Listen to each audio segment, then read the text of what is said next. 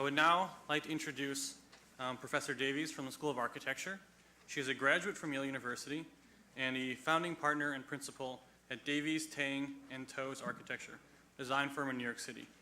And her work with the firm includes residential, commercial, and institutional projects for both private, corporate, and nonprofit clients in New York, New Jersey, Maine, and California. Welcome.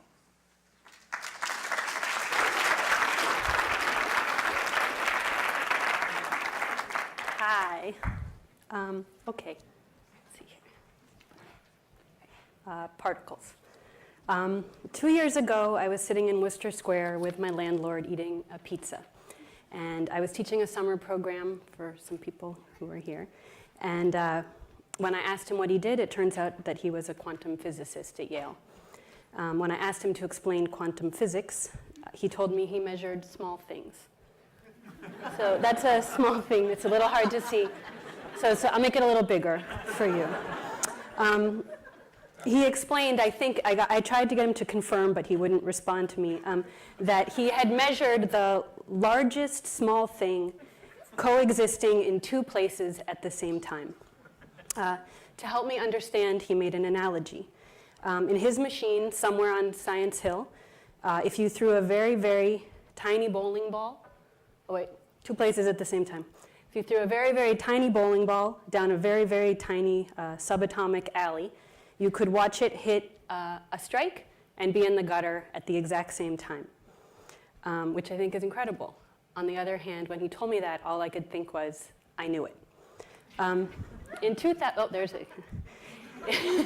In 2006, I read an essay entitled, "What Do You Believe Is True, Even Though You Cannot Prove It?" From this book, The Best American Non-Required Reading. It was based on a question posed by the Edge Foundation to 120 leading scientists. And I'll give you some of the answers. Tom Stondage, technology. I believe that the radiation emitted by mobile phones is harmless. Carlo Rovelli, physicist. I am convinced but cannot prove that time does not exist. Paul Steinhardt, physics. I believe that our universe is not accidental, but I cannot prove it. David Buss, psychologist, true love. True love is my favorite answer, although I actually misremembered it for the past 11 years as just plain love, because it struck me so hard and clearly that day as a very accurate and abnormal reality that I had never considered. Love is invisible. That's my son. Where does it reside? Is it here? Clearly it's not fixed. Maybe it is another example of being able to be the same thing in two places at the same time. Architecture is a very mysterious subject to me. It's physical, but it's invisible. That's mysterious. Solids make voids, positives make negatives, and architecture operates in a fluid scale between the microscopic and the massive. An object of inhabitation and spatial definition, architecture is a singular entity, like we're in it, but it is frequently caught living simultaneously. It's going to change as soon as we leave. The most basic questions in architecture are very complicated for me. For instance, how big is it? Is it the wall or the corner? Is it this room? Is it this building? Where is it taking place? Like under here or in the chairs? Is it against the building on the outside? Is it the city? Or is it the fact that this city is near an ocean? And what is it? Is it the pieces, the bricks, the nails? Is it the mass, the void? Where is the edge? And as an example, does it change if there are ballerinas inside? Where do I fit in? And where do you fit in? And am I the architecture if I am inside the architecture? On Earth, we're left somewhat alone, I think. Why do we do what we do? How do we know if it's right? How do we end up committing ourselves to a certain area of study with any form of conviction? For me, the answer is randomly. My father died the day I was to attend the Yale Open House in 1990 for accepted students. I had already decided not to attend, but he went here and it's what he wanted, so I changed my mind. I imagined at that time, knowing nothing of simultaneous particles, that I might find him somewhere, along a path or in a book stack or a library card. Was it possible that the building still held him? I sat in a classroom one day, I found a teacher, and I studied architecture.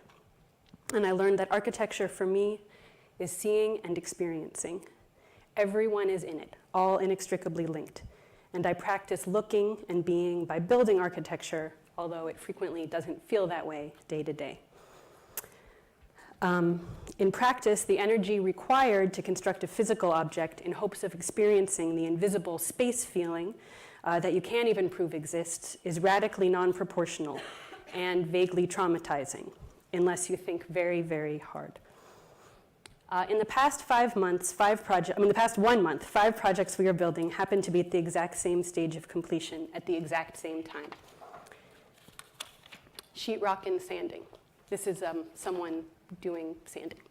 Sheetrock is a cementitious board that you attach to metal framing and then finish with a compound of plaster and paint. It produces the surface that, if done right, nobody notices specifically, although there's none of it in this room. I was looking.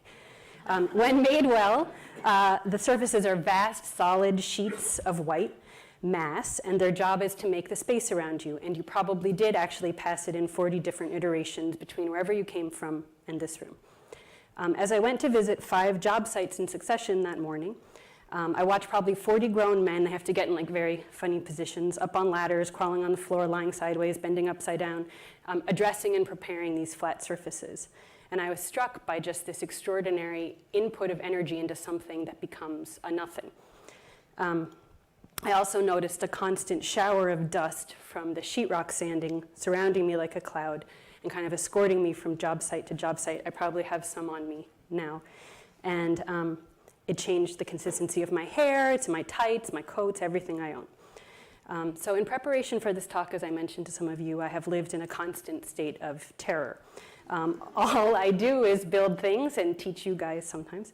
And what am I going to talk about? Sheetrock? And then it dawned on me as I stood there in my plume of white powder that I was going to talk about sheetrock because I couldn't see the difference anymore between myself and the walls. I had just inhaled a huge amount of dust when I'd started thinking again about the quantum physics and the particles, those sloppy particles floating everywhere, not the ones on me, but the ones I couldn't see. What if they were in 2 places at once right now? Was I actually in the sheetrock? And were all the guys in the sheetrock too? And what about those people that made the sheetrock? And I looked it up, and there are 17 sheetrock plants in the United States: Apollo Beach, Florida; Baltimore, Maryland; Burlington, New Jersey; Fort Dodge, Iowa; Long Beach, California; Medicine Lodge, Kansas; Mount Holly, North Carolina, blah, blah, blah. So it's desert sheetrock, Midwestern sheetrock, beach sheetrock, swamp sheetrock, conservative sheetrock, liberal sheetrock, all those sheetrocks. Like, I don't know who's in the room with me anymore. And were the particles of these places possibly also in the sheetrock, like if they're moving around so much? And what about the materials used to make the sheetrock? And where were the people from the factory? Are the stray particles in the sheetrock? And how long have they been there? And if it came on a truck, did the guy who drove the truck get a donut? And was the truck driver in the truck and the donut and the road all in the sheetrock? And I mean, obviously I spent too much time on the job site. But I went home and I drank some milk because that's what the guys tell me takes the dust away.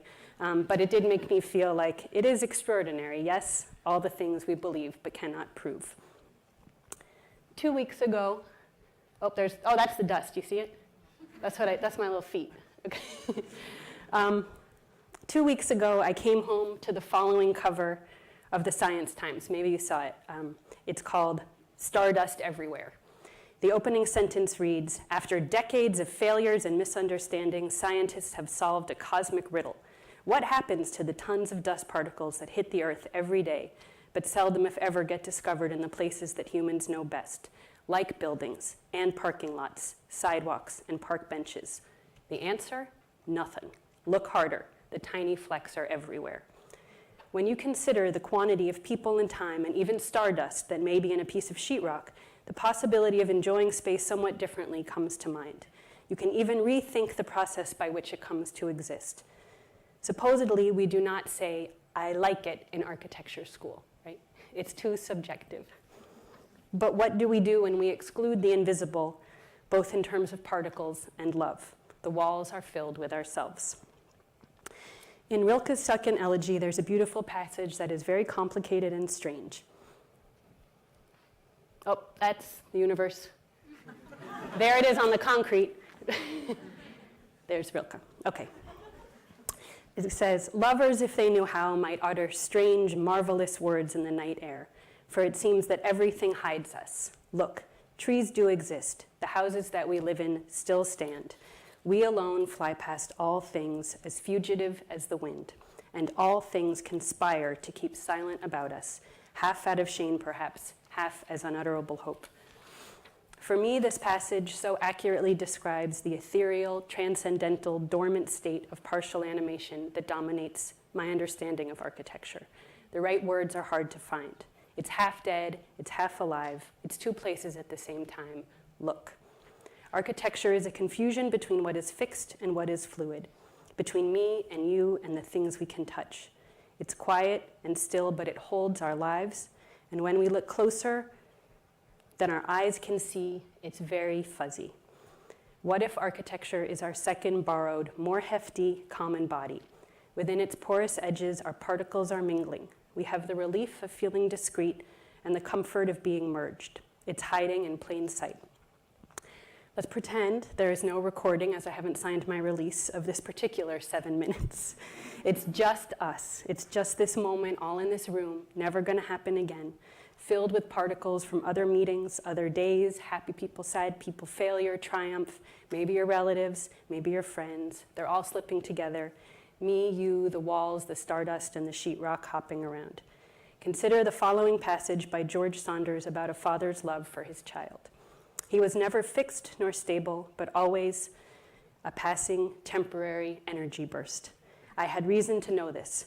He had never stayed the same, even instant to instant. He came out of nothingness, took form, was loved, was always bound to return to nothingness. Two passing temporarinesses developed feelings for one another. Two puffs of smoke became mutually fond. I mistook him for a solidity. I see you, and I see the people next to you, just here with these chairs, the light, the height above your head, in front of you, where your needs are beside you. You are stable, and this is happening, and yet I believe you are also on the prowl. Your particles are mixing with the walls, and our discrete space is a primordial soup. We are here. We are mixed up in this thing together. I believe it, but I cannot prove it to be true.